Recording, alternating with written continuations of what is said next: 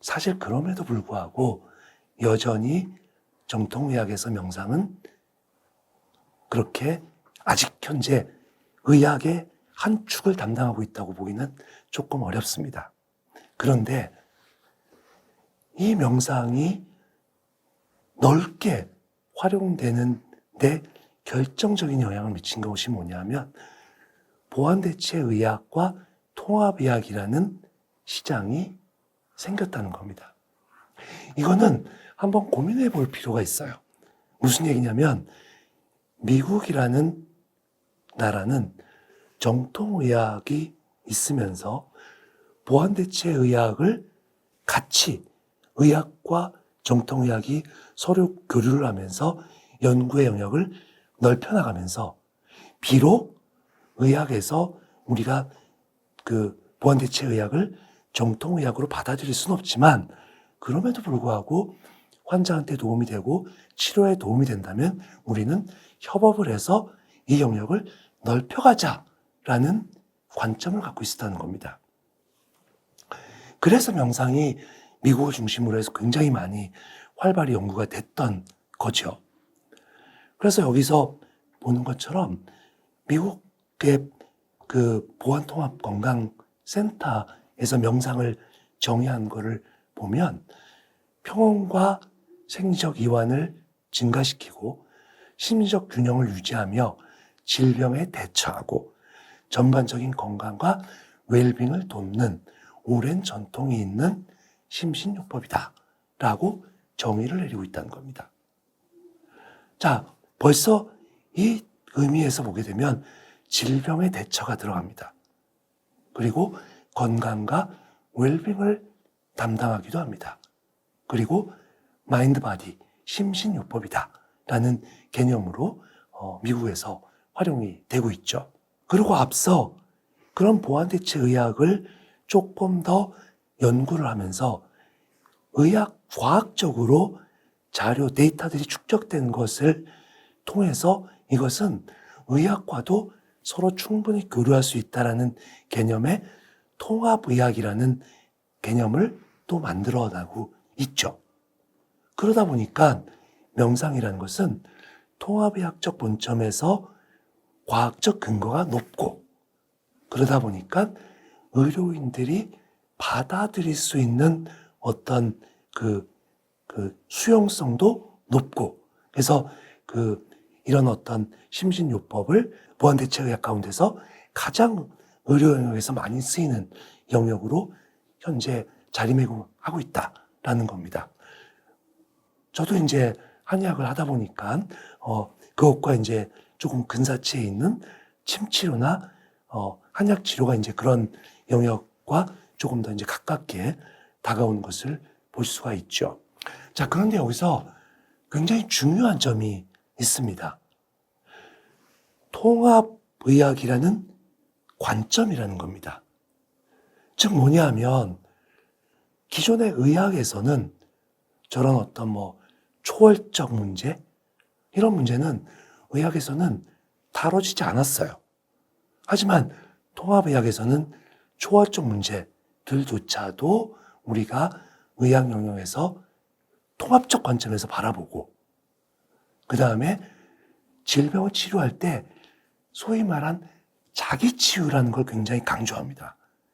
즉 정통의학에서는 일반적으로 환자는 의사가 치료하는 것을 받는 그냥 의료적 지원을 받는 사람이었지만 통합의학에서 관점은 의료에 동참해서 자기 치유를 하는 사람으로 환자가 규정이 됐다는 겁니다.